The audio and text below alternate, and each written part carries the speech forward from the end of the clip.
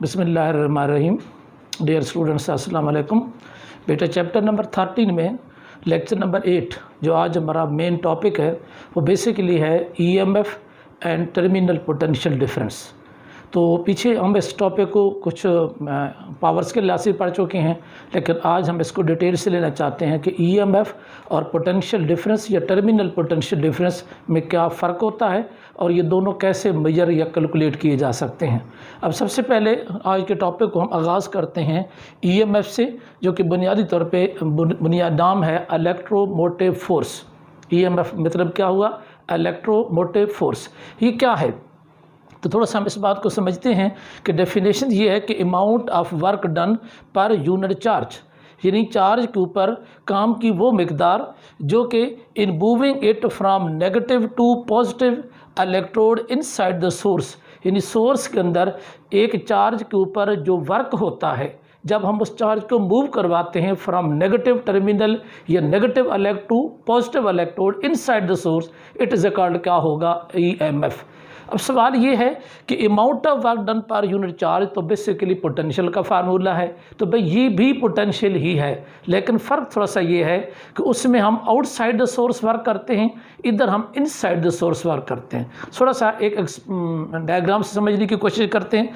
ये मैंने आपको समझाने के लिए एक ये बैटरी शो कर दी है। ये एक बड़ी सी बैटरी है, ठीक है। इस बैटरी के दो टर्मिनल्स हैं। एक टर्मिनल हमने यहाँ देखा है जो कि नेगेटिव है, और एक टर्मिनल ये है जो कि हमारे पास क्या है? पॉजिटिव है, ठीक है।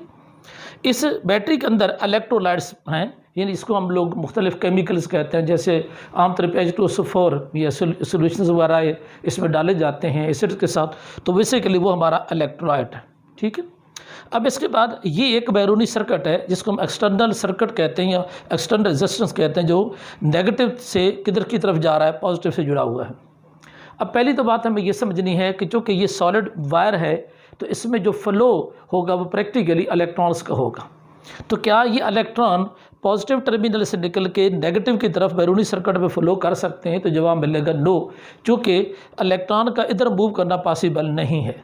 अगर हम ऐसी कोई सर्किट देखते भी हैं तो बेसिकली वो कन्वेंशनल डायग्राम होती है। प्रैक्टिकली इलेक्ट्रॉन किधर से फ्लो कर रहे होते हैं? फ्रॉम नेगेटिव टर्मिनल टूवर्ड्स क्या होगा? पॉजिटिव। फ्रॉम लोअर टू क्या जा रहे होते हैं? हायर्स। जब बेटा ये इलेक्ट्रॉन्स इस तरफ से मूव करते हैं तो जो इलेक्ट्रॉन इस स्ट्रक्चर से निकलता है और वो फिर इसके साथ साथ मूव करता करता इस रेजिस्टेंस से होता हुआ था, जब इस टर्मिनल पे पहुंचता है तो इस इलेक्ट्रॉन ने क्या करना है? ज़ाहिर है इस इलेक्ट्रॉन के पास सबसे ज़्यादा अट्रैक्टिव पोजीशन ये है कि वो एक पॉजिटिव टर्मिनल के पास पहुंचा और इलेक्ट्रॉन उस पॉजिटिव टर्मिनल पे जाके ज़ाहिर रुक जाएगा। अब हमारा इशू ये है कि अगर ये इलेक्ट्रॉन वहाँ रुकेगा तो वहाँ पे जो पॉजिटिव मौजूद होगा इसको तो ये न्यूट्रल कर देगा। इट मीन यहाँ पे अगर एक नेगेटिव आता है तो वो पॉजिटिव को न्यूट्रल करेगा, और अगर ये इलेक्ट्रॉन वहाँ रुका रहता है और फिर दूसरा इलेक्ट्रॉन आता है वो भी रुक जाता है, तीसरा आता है वो भी रुक जाता है, नतीजा क्या निकलेगा? थोड़ी देर के बाद ये सारे इलेक्ट्रॉन जब वहाँ पहुँचेंगे तो पॉजिटिव टर्मिनल को न्यूट्रलाइज कर देंगे। नतीजा ये निकलेगा कि ये टर्मिनल जो पॉजिटिव था ये भी न्यूट्रल हो चुका होगा और इसमें जितने नेगेटिव से वो भी ख़त्म हो चुकेंगे। तो थोड़ी देर के बाद ये बैटरी चंद सेकंड में डिस्चार्ज हो चुकी होगी। लेकिन हमने तो बैटरी से भी बहुत सारा काम लेना है, तो बैटरी के अंदर एक चार्ज की सलाहियत होती है। वो क्या है सलाहियत? एक्चुअली जब ये इलेक्ट्रॉन इस पॉजिटिव प्लेट के ऊपर जाकर ठहरने की कोशिश करता है तो फिर बैटरी के अंदर मौजूद जो सलाहियत, जिसको चार्जिंग सलाहियत कहते हैं, वो इस इलेक्ट्रॉन के ऊपर वर्क करती है। इस इलेक्ट्रॉन के ऊपर क्या करती है? वर्क क्यों करना पड़ता है? क्योंकि उसको पॉजिटिव टर्मिनल से उठा के नेगेटिव की तरफ लेके जाना है। किसको? नेगेटिव को, जो बाज़ार मुश्किल काम है। तो फिर इस इलेक्ट्रॉन को एक वर्क की ज़रूरत होती है इस टर्मिनल तक आने के लिए, जो इसको कौन प्रोवाइड करता है? बैटरी या सोर्स।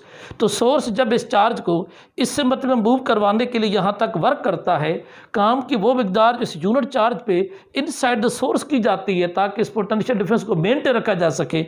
उस वक्त इसको हम लोग क्या कहते हैं? इलेक्ट्रोमोटिव फोर्स या ईएमएफ कहते हैं, which is also name other name of the potential. ये पोटेंशियल है, मगर फर्क ये है कि ये सोर्स उस चार्ज पे वर्क करता है जो चार्ज उसके अंदर मूव कर रहा है, इनसाइड इट। इसलिए हम इसे पढ़ेंगे W, यानी फार्मूले के मुताबिक कि EMF is equal to del W over Q, यानी एनर्जी ओवर Q, जिसकी यूनिट होती है joule per coulomb, which is the name as the volt. It mean है तो ये वही चीज़, लेकिन फ़र्क अब क्या हुआ कि जब कोई बैटरी या कोई सोर्स चार्ज के ऊपर वो वर्क करे जब चार्ज उसके अंदरूनी हिस्से के अंदर हायर पोटेंशियल से लोअर पोटेंशियल की तरफ क्या करता है, मूव करता है। और वो मूव करने वाला कौन होता है, एक इलेक्ट्रॉन्स है। इस वक्त बैटरी को जो इस पर वर्क करना पड़ता है वही इसका क्या कहलाता है, इलेक्ट्रोमोटिव फोर्स या EMF कहलाता है। ओके, लेकिन अब सवाल ये कि पोटेंशियल फिर क्या होता है। तो बेटा ये जो इलेक्ट्रॉन बाहर से मूव करके उधर जा रहा है, बैटरी इसको मूव करवाने के लिए बाहर भी तो वर्क करती है। तो जब बैटरी बैरूनी सर्किट में इस चार्ज पे वर्क करती है तो फिर वो सिंपल टर्मिनल पोटेंशियल कहलाता है। और जब यही वर्क बैटरी अपने अंदर करती है तो फिर वो क्या कहलाता है, EMF कहलाता है। इसका मतलब ये है कि डेफिनेशन दोनों में सेम है। Amount of work done per unit charge inside the source is called EMF, amount of work done per unit charge outside the source in external circuit is called क्या होगा, पोटेंशियल। तो ये है वो potential जिस तरीके से इसमें क्या करता है, इस्तेमाल किया जाता है। इसकी यूनिट वही जॉल per coulomb which is the name is the volt के तौर पे होगी। याद रखना है जब ये इलेक्ट्रॉन यहाँ से इस तरह मूव कर रहा होगा या बैटरी इसको मूव करवा रही होगी तो इस चार्ज के ऊपर वर्क इसलिए ज़्यादा करना पड़ता है कि इसके अंदर मौजूद जो इलेक्ट्रोलाइट है वो एक रेजिस्ट प्रोवाइड करता है ड्यू टू आयोनाइजेशंस। जब वो रेजिस्ट प्रोवाइड करता है, मुखालफत प्रोवाइड करता है, तो हम उस मुखालफत का नाम रख लेते हैं इंटरनल रेजिस्टेंस। इसका मतलब ये जो सर्किट की रेजिस्टेंस इसे क्या पढ़ेंगे, एक्सटर्नल। और जो बैटरी के अंदर उसकी इलेक्ट्रोलाइट पैदा कर रहे हैं उसका नाम क्या होगा, इंटरनल। इसीलिए मैंने ये मेंशन कर दिया कि इंटरनल रेजिस्टेंस क्या चीज़ है। जरा समझते हैं।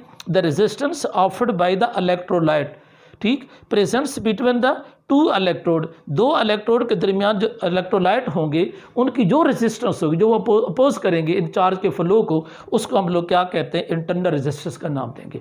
ये इंटरनल रेजिस्टेंस दो चीज़ों पे बुनियादी तौर पे डिपेंड करती है। वैसे तो मुख्तलिफ चीज़ें और भी होंगी लेकिन बेसिकली दो चीज़ इसके ऊपर होंगी। नंबर 1 इलेक्ट्रोलाइट नेचर, यानी यहाँ जो इलेक्ट्रोलाइट डालेंगे वो किस नेचर के हैं, उनकी नेचर के साथ इसकी रेजिस्टेंस वेरी कर सकती है। Number 2 distance between two electrode, जितना बैटरी के साथ हम बड़ा करते जाएंगे फासला बढ़ता जाएगा। इसका मतलब ये होगा कि जितना ये डिस्टेंस इंक्रीज करेगा इंटरनल रेजिस्टेंस की कीमत भी इतना क्या होगा, इंक्रीज करता जाएगा। तो internal resistance will depends upon nature of electrolyte and distance between the two electrode. ये होगी इंटरनल रेजिस्टेंस के बारे में। ओके, नेक्स्ट हमारा जो पॉइंट्स है वो है टर्मिनल पोटेंशियल डिफरेंस, यानी हम एक EMF भी पोटेंशियल है और अब हम उसी तरीके से टर्मिनल पोटेंशियल डिफरेंस या पोटेंशियल डिफरेंस का। अब इसकी डेफिनेशन क्या है, the potential difference between terminal of the battery when current is being drawn from it mean जब इस बैटरी की सर्किट से बैरूनी सर्किट को करंट जा रहा होता है तो उस वक्त इन टर्मिनल के दरमियान जो पोटेंशियल हमें स्टडी करने को मिलता है उस पोटेंशियल का नाम क्या होगा, टर्मिनल पोटेंशियल। फिर इसका मतलब ये होगा कि जो EMF होगा वो कब मेजर किया जाता है, तो EMF तो उस वक्त भी मेजर होगा जब बैरूनी सर्किट में करंट ना जा रहा हो। इसका मतलब उसका ताल्लुक इंटरनल के साथ है। और जब बैरूनी सर्किट में करंट ड्रा किया जा रहा होगा तो फिर टर्मिनल के दरमियान पाए जाने वाले पोटेंशियल को क्या कहेंगे, टर्मिनल पोटेंशियल डिफरेंस कहा जाएगा। इट मीन्स अगर कोई बैटरी पड़ी है और बैरूनी सर्किट को वो पोटेंशियल प्रोवाइड नहीं कर रही, करंट प्रोवाइड नहीं कर रही तो फिर उस पोटेंशियल को हम टर्मिनल पोटेंशियल 0 मानेंगे। लेकिन उस बैटरी के अंदर क्या EMF होगा, यस। तो इसका मतलब बाजार से अगर हम 12 वोल्ट की बैटरी खरीदते हैं तो 12 वोल्ट जो होता है वो उसका EMF होता है। वो क्या होता है, EMF। जब आप उसके साथ कनेक्शन लगा के बैरूनी सर्किट को पोटेंशियल प्रोवाइड करते हैं, हो सकता है वो 12 ना हो सकता है इससे कम हो, वो जो प्रोवाइड किया जाने वाला पोटेंशियल है जब इलेक्ट्रॉन फ्लो करता है, करंट फ्लो करता है, तो उसको हम लोग क्या कहते हैं, टर्मिनल पोटेंशियल डिफरेंस कहेंगे। ओके, हम आगे चलते हैं। जब सर्किट की हम बात करते हैं तो सर्किट के अंदर अब दो किस्म की रेजिस्टेंस हमें नज़र आती हैं, एक सोर्स के अंदर, एक सोर्स के बाहर। बाहर वाली को कहते हैं एक्सटर्नल, सोर्स वाले के अंदर वाली को क्या कहते हैं, इंटरनल। तब मैंने थोड़ा सा इनको मेंशन कर दिया। बैटरी का जो EMF है टोटल उसको क्या शो करते हैं, EMF E के नाम से। अब इसमें कितना करंट फ्लो कर रहा है, यानी इस पूरे सर्किट में कितना करंट फ्लो कर रहा है, तो इस पॉइंट को नोट कीजिएगा कि ये इलेक्ट्रॉन जब यहाँ चक्कर लगा के यहाँ से होकर दोबारा यहाँ पहुँचेगा तो इसका सर्किट क्या होगा, कंप्लीट होगा। ठीक है, जब ये सर्किट अपना कंप्लीट करेगा तो ये दो रेजिस्टेंस में से गुजर के जाएगा चार्ज। कैसे, एक बैरूनी रेजिस्टेंस में से, एक अंदरूनी रेजिस्टेंस में से। और ये जो करंट का फ्लो है ये सीरीज फ्लो है, यानी सीरीज सर्किट बन रहा है जिसमें दो रेजिस्टेंस यूज होती हैं। और जब सर्किट के अंदर रेजिस्टेंस सीरीज में लगी होती हैं तो उनकी इक्विवेलेंट रेजिस्टेंस कैसे हासिल करते हैं, उसका फार्मूला होता है R1 + R2। तो हमारे R1 R के बराबर है और R2 R के बराबर है। तो हमारी जो इक्विवेलेंट रेजिस्टेंस टोटल सर्किट की जो रेजिस्टेंस होगी वो किस के बराबर होगी, R + R। ओके, अब कितना करंट होगा, तो फार्मूला ओहम लॉ के मुताबिक करंट पोटेंशियल ओवर क्या है, रेजिस्टेंस। कौन सी रेजिस्टेंस, जो टोटल सर्किट के अंदर है, और सर्किट में दो रेजिस्टेंस हैं, आर प्लस आर, लाजम मैंने ये वैल्यूज पुट कर दी इस इक्विवेलेंट रेजिस्टेंस की। ओके, इसको इधर मल्टीप्लाई करें तो I multiple R plus R into क्या होगा ई। अब अगर आई को इससे मल्टीप्लाई करते हैं तो ये क्या पड़ा जाएगा आई आर, ये क्या पड़ा जाएगा I R is equal to क्या होगा दिस।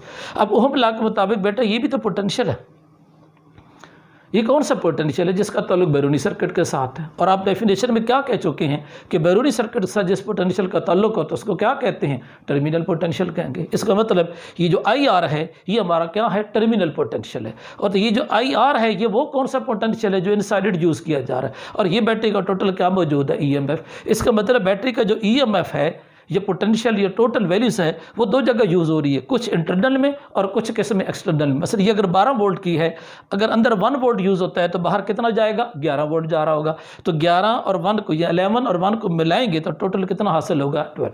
इन अदर केस हम इसको कुछ यूँ भी लिख सकते हैं कि I R is equal to EMF minus क्या होगा आई आर, ऐसा लिख सकते हैं। और ये जो आई आर है ये चूँकि बैरूनी सर्किट, इसी को हम क्या कहते हैं, टर्मिनल पोटेंशियल। तो अब टर्मिनल पोटेंशियल का क्या फार्मूला होगा, EMF माइनस किस चीज़ के बराबर है, आई आर। इट मीन कि टर्मिनल पोटेंशियल की कीमत EMF के मुकाबले में हमेशा क्या होती है, कम। तो EMF always greater than terminal potential. अब एक छोटी सी एग्जांपल लेते हैं, बाजार से हमने एक सेल परचेज किया है, वो है 1.5 वोल्ट। हम दुकानदार से कहते हैं इसकी कितनी पोटेंशियल वैल्यू, वो कहते हैं 1.5। हम घर आते हैं, घर उसी सेल को हम किसी बैटरी के साथ जोड़ के आगे छोटा सा सर्किट लगाते हैं, कनेक्शन वोल्ट मीटर या कोई चीज़ लगाते हैं और वहाँ उसका पोटेंशियल नोट करते हैं। जब वहाँ देखते हैं तो 1.5 नहीं आएगा। अब सवाल ये है कि क्या हमसे दुकानदार ने कहीं झूठ बोल दिया या ये सेल ही 2 नंबर है, ऐसा नहीं है। वो बैटरी या सेल ठीक है, लेकिन जो चीज़ हम पढ़ रहे हैं और जो चीज़ हमें दुकानदार ने बताई वो फ़र्क है। जो उसने बताया वो EMF था, लेकिन जो हम मेजर कर रहे हैं सर्किट के साथ जोड़ के, ये टर्मिनल पोटेंशियल है। और टर्मिनल पोटेंशियल हमेशा EMF से क्या होता है, कम। ये कंसेप्ट है, EMF always greater than terminal potential. और कब ऐसा होगा, जब हम बैटरी को डिस्चार्ज करेंगे। जब जाहिर है कैसे, जब बैटरी आप बाहर से लेके हैं तो चार्ज शुदा है, आप उसके साथ सर्किट लगा कर उसमें से करंट फ्लो करवा रहे हैं, इसका मतलब बैटरी डिस्चार्ज हो रही है। तो जब ऐसी सूरत हाल होगी तो बैटरी का पोटेंशियल ज़्यादा होगा और बैरूनी सर्किट के अंदर पोटेंशियल क्या होगा, कम। डेफिनेटली फ्लो फिर हायर से किधर मूव करेगा, लो की तरफ। तो व्हेन बैटरी डिस्चार्जिंग, जब बैटरी डिस्चार्ज कर रही होती है, या बैटरी अपना काम कर रही होती है, तो फिर EMF ग्रेटर होता है और टर्मिनल पोटेंशियल क्या होता है, उस वक्त कम होता है। ओके, यहाँ थोड़ा सा ज़मीनी क्वेश्चन करता जाऊँ कि क्या कभी ऐसा भी हो सकता है कि टर्मिनल पोटेंशियल के मुकाबले में, EMF के मुकाबले में टर्मिनल पोटेंशियल की कीमत ज़्यादा हो। हाँ, एक सूरत हाल होती है जब बैटरी को हम चार्ज कर रहे होते हैं, मसलन आप मोबाइल की बैटरी चार्ज कर रहे हैं या आप लोग किसी और चीज़ को चार्ज करने पे लगाया हुआ है, तो क्या होगा, तो बेसिकली जो अडाप्टर होता है उधर पोटेंशियल हायर होता है और हमारे सेल के अंदर जो बैटरी होती है उससे पोटेंशियल क्या होता है, लोअर होता है। जो अडाप्टर वाली सेल से पोटेंशियल, उसका नाम क्या होगा, टर्मिनल। और जो बैटरी के अंदर स्टोर होने उसका नाम क्या होगा, EMF। तो जब बैटरी चार्ज हो रही होती है तो उस वक्त टर्मिनल की कीमत ग्रेटर होती है, EMF की कीमत क्या होती है, लेस। ये उस सूरत में आप क्या रख सकते हैं कि VT इज ग्रेटर देन क्या होगा, EMF। ऐसा कब होगा, when battery is being charge, जब बैटरी चार्ज हो रही हो। और जब बैटरी चार्ज हो जाती है और हम उसको फिर प्रोसेस में यूज़ करते हैं, फिर ये सूरत हाल पैदा होती है। अब एक और पॉइंट छोटा सा कि क्या कभी टर्मिनल पोटेंशियल EMF बराबर भी हो सकते हैं। हाँ, वो एक कंडीशन है कि व्हेन इंटरनल रेजिस्टेंस इज 0। अगर को हम ऐसा इलेक्ट्रोलाइट यूज़ करें जो बड़ा आइडियल किस्म का है और उसमें इंटरनल रेजिस्टेंस की कीमत क्या होती है, 0, तो फार्मूले के मुताबिक ज़रा देखेंगे कि जब आर यहाँ 0 करेंगे तो बेटा ये टर्म क्या हो जाएगी, 0। तो अब terminal potential is equal to क्या होगा, EMF। तो टर्मिनल पोटेंशियल और EMF आपस में क्या होंगे, बराबर। तो 3 बातें हमने इसमें क्लियर कर ली कि आम हालत में जब बैटरी डिस्चार्ज होती है तो EMF ग्रेटर होता है, टर्मिनल क्या होता है, कम होता है। जब बैटरी चार्ज हो रही होती है तो उल्ट हो जाएगा, टर्मिनल ज़्यादा हो जाएगा और EMF क्या होगा, कम। इसी तरीके से जब किसी बैटरी के अंदर इलेक्ट्रोलाइट ऐसा हो जिसकी इंटरनल रेजिस्टेंस ना हो, नेग्लिजिबल, ये 0 हो जाए, तो ऐसे सूरत हाल में टर्मिनल पोटेंशियल और EMF दोनों क्या होंगे, बराबर होंगे। यानी वही टर्मिनल होगा और वही हमारा क्या होगा, EMF। तो ये था एक हिस्सा जिसमें हम टर्मिनल पोटेंशियल को देख रहे थे। अब यहाँ पे बड़ी इंपॉर्टेंट बात होगी कि सर अगर हम EMF को टर्मिनल से जोड़ते हैं तो क्या इसका आपस में कंसर्न रिलेशंस क्या है। तो बेटा कैसा समझ लेते हैं कि जो EMF है ये बुनियादी तौर पे काज है और उसका जो असर है वो क्या है, टर्मिनल पोटेंशियल है। तो खुदा न खास्ता कहते हैं जी फलां शख्स को ना बुखार हो गया, मलेरिया हो गया, तो भाई काज क्या है, उसके पीछे काज बताई जाती है कि उसको फलां मच्छर ने काटा है जिसकी वजह से ये ऐसा होगा। इट मीन एक होती है काज, एक उसका क्या होता है इफेक्ट। बाज़ औक़ात काज मौजूद होती है तो इफेक्ट ज़ाहिर होता है, बाज़ औक़ात काज मौजूद भी रहे इफेक्ट ज़ाहिर नहीं भी होता। अब देखिए क्या हर बंदे को जब मच्छर काटता है तो ज़रूरत नहीं है कि उसको बुखार हो, किसी को हो जाता है और किसी को नहीं होता। इससे क्या साबित हुआ कि काज की मौजूदगी तो रहेगी लेकिन अफेक्ट बाज़ का ज़ाहिर होगा और बाज़ का नहीं होता। एग्जैक्ट इसी तरीके से मैंने थोड़ा सा मेंशन कर दिया कि EMF is a cause and potential difference is the affect. EMF काज है, पोटेंशियल डिफरेंस का क्या है इफेक्ट। कैसे? मसलन EMF जो होता है उसका ताल्लुक इनसाइड इट होता है, यानी इंटरनल सारे प्रोसेस के साथ होता है, और पोटेंशियल का ताल्लुक किसके साथ है? आउटसाइड है। इसका मतलब अगर हम कोई एनर्जी चार्ज को प्रोवाइड करते हैं इनसाइड द सोर्स, वो EMF है। अगर कोई अंदर प्रॉब्लम है वो EMF है। अगर वो असरात बाहर निकलते हैं then this energy given to the charge outside the circuit, now it is a called क्या होगा? पोटेंशियल। तो पोटेंशियल आउटसाइड इफेक्ट आउटसाइड हो गया और ये क्या हो गया? इनसाइड। एक अलग पॉइंट इंपॉर्टेंट कि EMF जो है वो ज़ीरो नहीं होगा। फर्ज करें किसी सर्किट के अंदर हम करंट नहीं ड्रॉ कर रहे, करंट ज़ीरो है, कोई सर्किट में करंट नहीं चल रहा, तो जब करंट ज़ीरो होगा तो EMF ज़ीरो नहीं होगा, लेकिन टर्मिनल पोटेंशियल की कीमत क्या होगी? ज़ीरो। चूँकि बैरूनी सर्किट में अगर करंट ना जाए तो टर्मिनल पोटेंशियल की कीमत क्या होती है? ज़ीरो। EMF फिर भी क्या करता है? प्रेजेंट। जस्ट लाइक दिस, बाजार से न्यू बैटरी हम खरीदते आते हैं 1.5 वोल्ट की, 6 वोल्ट की, 12 वोल्ट की, तो टर्मिनल पोटेंशियल तो नहीं होता उसमें, क्योंकि वो सर्किट तो नहीं जुड़ा होता, लेकिन क्या उसमें EMF होता है? यस, EMF एग्जिस्ट करता है। तो EMF उस सर्किट के अंदर यानी उस बैटरी में मौजूद होगा जो बैरूनी सर्किट को करंट नहीं दे रही होगी, और जो बैरूनी को करंट नहीं दे रही थी उसका टर्मिनल पोटेंशियल क्या होगा? ज़ीरो। इसका मतलब EMF is the present but terminal potential are not present when I is equal to 0 in the outside the circuit। Okay, तो ये कुछ इसके हवाले से चंद पॉइंट से जो हम देखना चाह रहे हैं। अब हम ये देखना चाहते हैं कि ठीक है ये जो बैटरी है इसका इंटरनल और एक्सटर्नल दोनों से रिलेशंस कायम हो गया। अगर इस बैटरी से हम मैक्सिमम पावर डिलीवर करना चाहें, मैक्सिमम आउटपुट हासिल करना चाहें पावर के लिहाज से, तो कौन सी कंडीशन लगाएं, कौन सी हालत में जाएं कि इसमें मैक्सिमम हम आउटपुट ले सकें।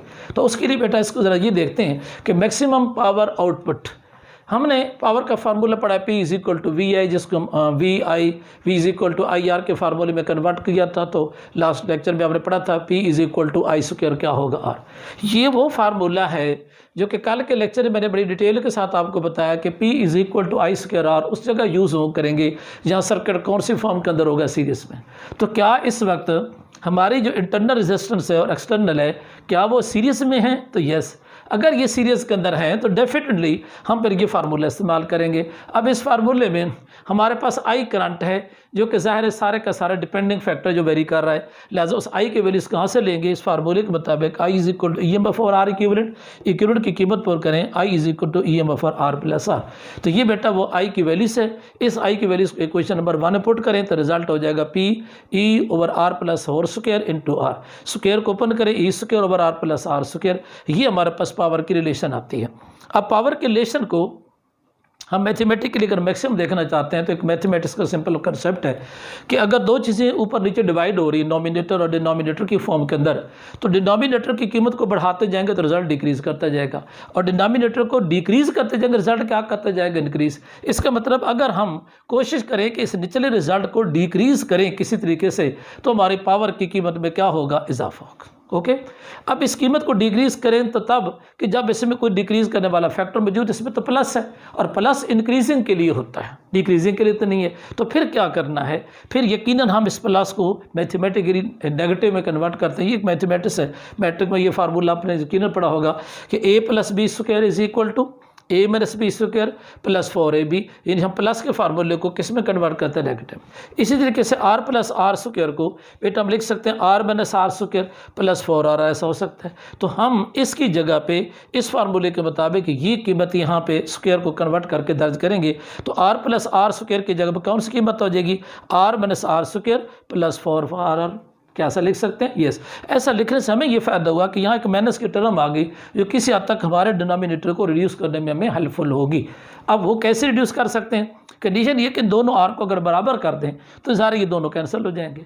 अब क्या हम स्मॉल आर को बराबर कर सकते हैं कैपिटल आर के? नहीं, हमारे कंट्रोल में तो एक्सटेंडेड सर्किट की रेजिस्टेंस है, इसलिए जब हम कैपिटल आर को स्मॉल आर के इक्वल कर देंगे तो यहाँ भी आर होगा, यहाँ भी आर होगा। तो बेटा जब ये आर आर से कैंसिल होगा तो यहाँ 0 बचेगा, और इस ज़ीरो की वजह से हमारा फैक्टर सिर्फ क्या बचेगा 4r। फिर ये r इस r से क्या हो जाएगा कैंसिल, और हमारी इक्वेशन बचेगी p = e² 4r। ये वो इक्वेशंस होगी जहाँ पे हम पावर की कौन सा रिजल्ट हासिल करेंगे, मैक्सिमम, चूँकि जो डिनोमिनेटर है वो इंतहाई मिनिमम हो गया है। तो लिहाजा मैक्सिमम पावर हमने प्रैक्टिकली कब हासिल की, जब हमने r को r के बराबर किया। इसका मतलब हमने एक्सटर्नल रेजिस्टेंस को किसके बराबर सेट कर लिया, इंटरनल के। और जैसे हमारी एक्सटर्नल इंटरनल के बराबर हो जाती है, फौरी तौर पे उस वक्त सोर्स मैक्सिमम डिलीवर करना शुरू कर देगा। लेट से अगर इसके इंटरनल रेजिस्टेंस लेट से 0.1 ओम्स के बराबर है और बैरूनी रेजिस्टेंस खड़ी है फ़र्ज़ करें 4 ओम्स के, तो ये मैक्सिमम डिलीवरी नहीं करेगा। आप इस 4 को डिक्रीज़ करते करते 0.1 पे ले आएँ, तो जब इसका बैरूनी सर्किट का रेजिस्टेंस इंटरनल के इक्वल हो जाएगा, उस वक्त हमारा सोर्स मैक्सिमम पावर डिलीवर करने की पोजीशन में आ जाएगा। इस अमल को मैक्सिमम आउटपुट पावर का नाम दिया जाता है। तो ये था आज का हमारा टॉपिक, जिसमें हम देखना चाह रहे थे इलेक्ट्रोमोटिव फोर्स, जिसको हम सिंपली EMF का नाम देते हैं, और दूसरा हमारे पास क्या होता है, टर्मिनल पोटेंशियल डिफरेंस, जिसको आमतौर पर बाज़ वक़्त पोटेंशियल डिफरेंस भी कहा जाता है। तो मिलते हैं इंशाअल्लाह नेक्स्ट लेक्चर में। अल्लाह हाफ़िज़।